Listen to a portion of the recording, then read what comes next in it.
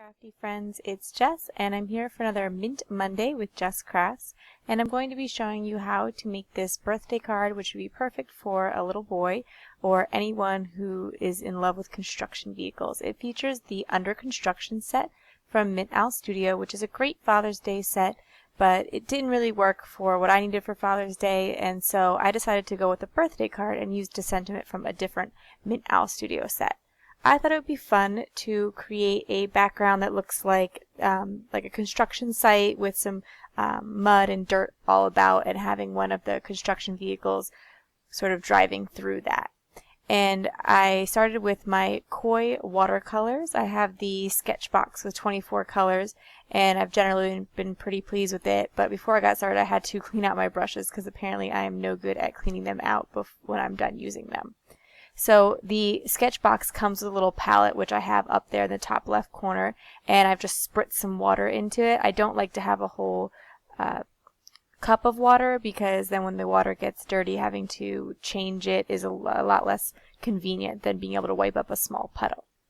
So to create this look of mud and dirt, I wanted to do a sort of dry brush technique so that you would really start seeing the texture of the watercolor cardstock.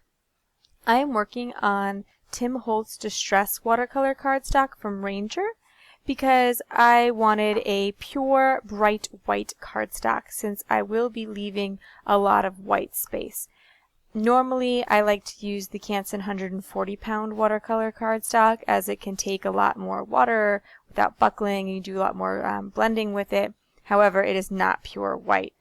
And so I have the brown color from the set, and I'm just dragging it with a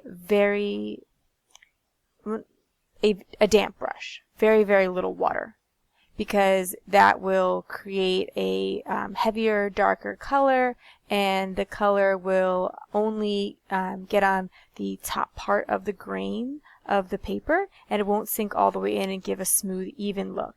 And it will give more of that effect of like as if, you know, some dirt or mud had been wiped across the paper. And so once I have a heavy area of the brown, which I will use as the focal point around the construction vehicle, I am going to just add some other swipes across various parts of the card, again adding very little water to my paint or my brush, because I want it to be a dry brush look.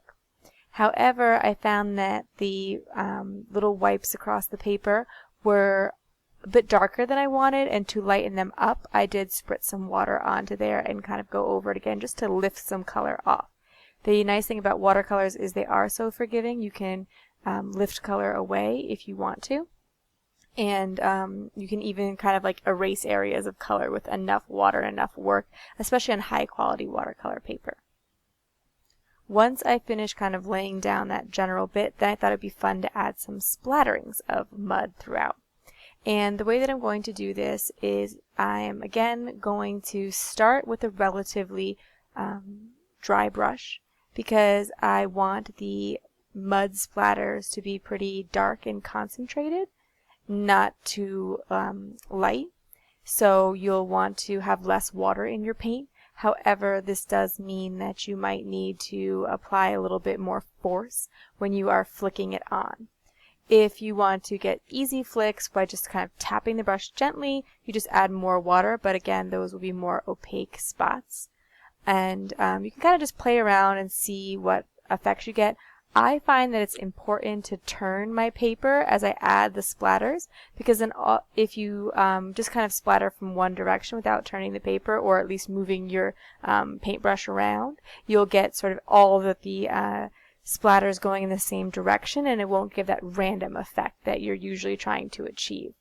I also found that different size brushes cause different techniques, and how hard you hit the brush against your hand also determined whether they were like small, really spread out splatters, or densely concentrated splatters. So if you hit your hand with a brush a lot harder, you're going to get a more concentrated look of mud. And I kind of try to do a basic mix around, because again, I'm just trying to create the sense of a working construction site.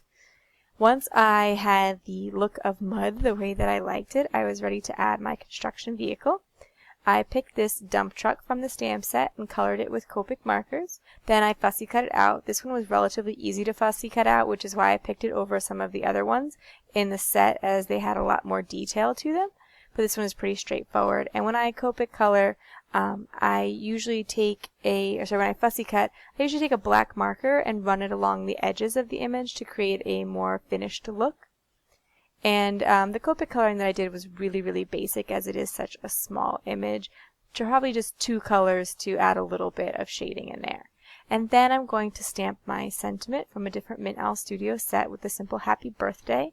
I am using the VersaFine Onyx Black ink because with the watercolor paper it has a little bit of tooth to it, and so you want an ink that's going to give you a really good quality of stamp, and a really wet ink, which the VersaFine is. So I find that gives the best results on watercolor paper, but of course you could also use a Misty and guarantee your results. So that's it for my card today. If you like this video, please give it a thumbs up. If you are interested in more tutorials featuring Mint Owl Studio stamps, be sure to subscribe to this YouTube channel. And also check out some of the links in the video description below to purchase the stamps or to connect with Mint Owl Studio on social media. Thanks for watching. Bye.